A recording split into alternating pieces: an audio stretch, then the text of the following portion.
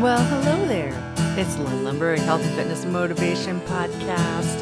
The podcast hosted by Couch to Active, and this is our final episode of our Getting Organized series. So I can't believe this one took us a month and a week to do. But what we did in this limited mini series here is we took a look at, oh my gosh, how many? 15, maybe even 20 lessons about how to get our homes organized in a way that supports our health and fitness goals. Because the reason we want to do this is because life has enough that requires grit and self-discipline from us. Life has enough already going on of things we have to remember to do, things we have to think about doing. And especially if they're things we don't necessarily want to be bothered with, then putting those things on autopilot as much as possible, making it so it's easy to do, that's what helps make health and fitness goals flow. So this episode here, we're just going to do a quick run through of putting it all together so you can see the big picture of what's going on here around getting your home organized. And then go back and listen again to these episodes, because I got to tell you, when I first planned out these episodes of getting our homes organized, I was excited. I thought, oh my gosh, yeah, this is what I need to do. And this will be great. And I'm going to get my own home perfectly organized. Even though it's pretty darn good, I'm just going to bring it up to another level. It'll be great. What could possibly go wrong? And then when I actually really did the work day by day, I found it to be surprisingly difficult. Surprisingly, a lot of work and kind of a downer almost, because I was spending so much time focusing on the things that I deemed as not optimal or wrong or bad in my home. Things that I thought, oh my gosh, I can't believe I've been living like this for so many years. And why haven't I fixed this? And it was really interesting to see how mentally tough it was. Now, maybe for you, you're like, yippee skippy, I love this series. It was great. If that's you, let me know why you're such a weirdo. No, I'm kidding. But let's just review here. So the first section we looked at was our kitchen. And the theme we have here of all of these is take a survey. So we looked at what was in our kitchen, and we really just got a sense of what was going on in there. And then planning for how we wanted it to look different while we purged anything and everything we didn't need. So we got rid of the junk food. We got rid of as much sugar as we could stand to get rid of in this first round. Because getting rid of sugar in your home completely it's bigger than a 5-minute podcast. It's a whole series by itself. We got rid of rotten food. We got rid of clutter. We got rid of the vases we never use anymore. We got rid of the, you don't need 6 mixing bowls. Maybe 4 mixing bowls is fine. So we did that kind of stuff. And then we brainstormed, do we have a good hydration solution for our kitchen? Do we have a space for our water bottles? Do we have, easy access to filtered water? And then do we have a good section or storage for our vegetables, whether we primarily do frozen fruit and vegetables, which by the way, are actually really great, or whether we do entirely fresh fruit and vegetables. We looked at that and said, do we actually have a good storage solution for all of that? And we got it all set up. So that was actually kind of a big deal to get through and work through. And I did my first layer of that in the kitchen, but I need to go back again and do a second layer and a third layer, in part because I'm not the only one that lives here. So that first layer, I did pretty good, but now I need to go in and I can understand what's in my kitchen better now, do a second layer, third layer round of this. And I think it's just going to be a forever life thing. Okay. So then from the kitchen, we moved on to our exercise space, and we looked at a space in a room and we said, where can we exercise? And we did the same thing, right? We looked at Where do we want to do this exercise? Assuming a lot of it is maybe Zoom classes or, working with me one-on-one. Clearing out that space, figuring out what equipment we want, taking the time to either buy that equipment, which most of what we need is not too expensive, to buy that equipment or to start budgeting and saving to buy that equipment. And then when that equipment comes in, and for me, it's simply like I'm looking at my space right now. It's a yoga mat, it's some hand weights, it's some stretchy bands, a yoga ball, and I've got a Pilates ring that I use on my own sometimes. That's it. That is it. And I'm in really great shape, even with 3 chronic illnesses. So it's really super simple. Oh, okay. I also have my ottoman, and I do a lot of my mat exercises on my ottoman, but I don't have to. I just like to because I love my white to leather ottoman. Okay.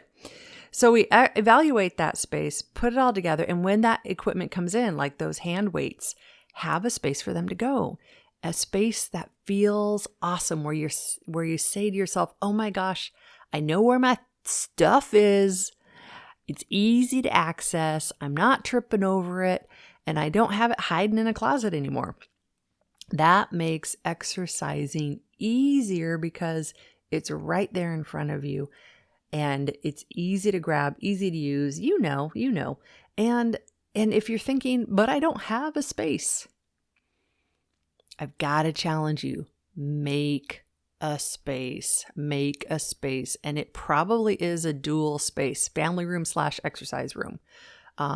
For some folks, it's bedroom / exercise room. And that is okay. Don't worry about I won't be able to go to sleep because subliminally I'll think I need to exercise in my bedroom. No, don't worry about, don't worry about that. You'll be fine.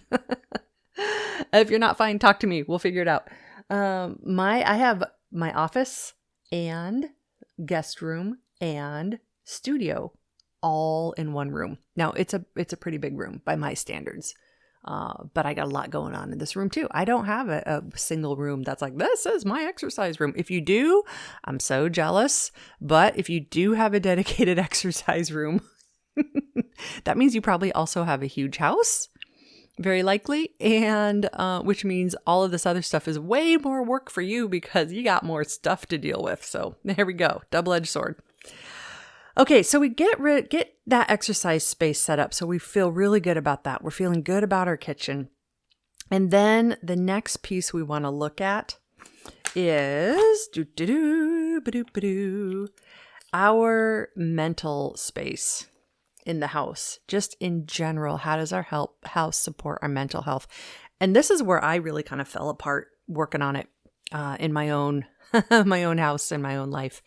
And maybe it's because I'm a bit of perfectionist.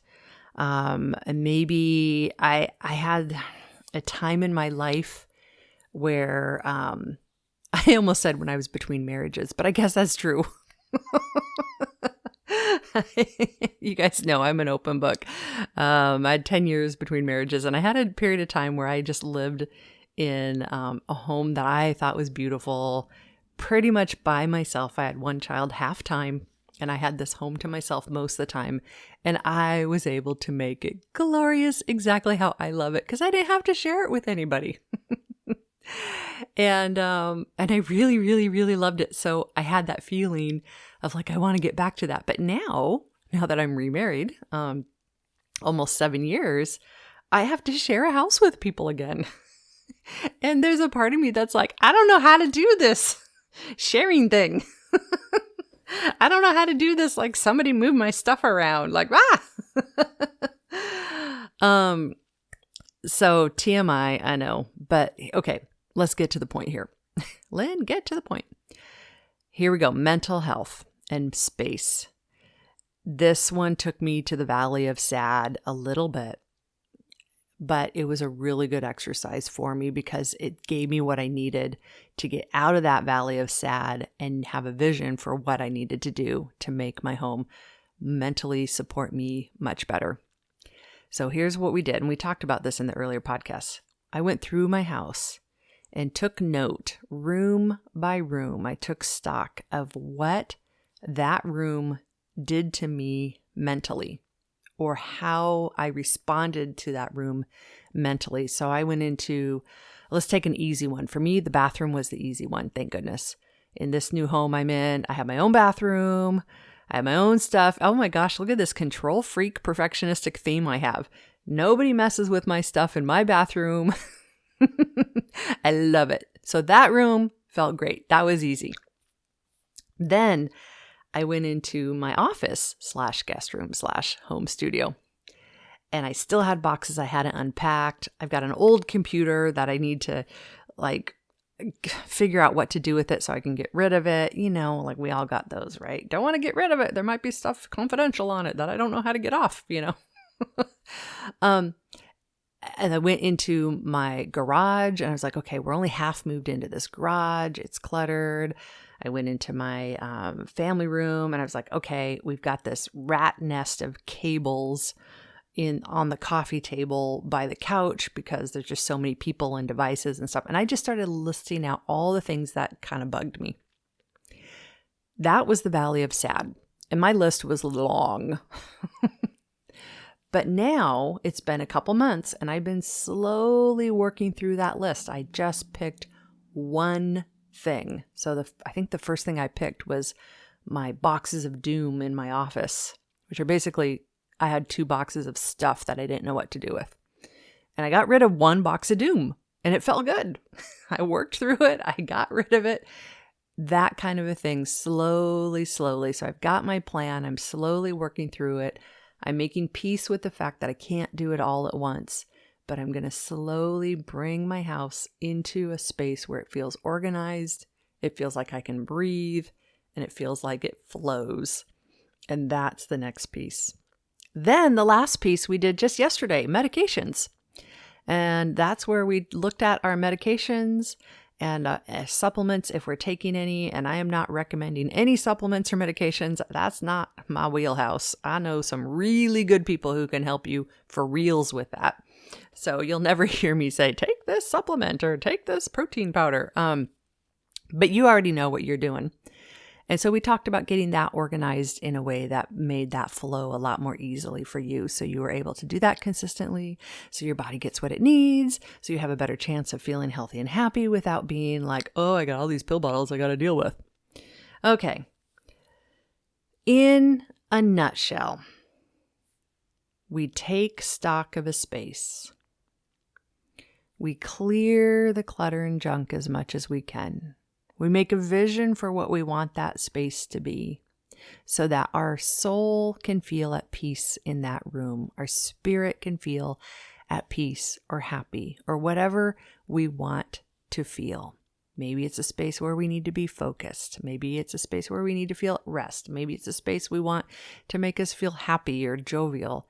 And we get that space to do what we want it to do for us so that it just makes that easier to happen. So there we go, friends. That's been an interesting journey for me. I'd be curious of what it would be for you. And if you're one of my listeners or students who's blind, I'm also really curious because I know this applies, but I also know that you're way ahead of me on a lot of this because you kind of have to be, right? Yeah. So I'd be really curious of your thoughts and your experience. And if you have any other tips or tricks in this ballpark of how to do this even more, I'd love to hear. Maybe I'll call them out. Write into me. Be awesome at couchtoactive.com. And I'd be curious to share them on the podcast if you guys have any special tips. So there we go. We are wrapping up this message for getting organized, and we're going to move on to some other fun stuff in the very near future. Have a great day, y'all. Bye-bye. Be sure to head on over to couch2active.com. The homepage there will get you started. There's a free resource right on the homepage. And then I really, really would like to meet with you and help you figure out how to make this whole health and fitness thing a reality in your life. That's couch2active.com.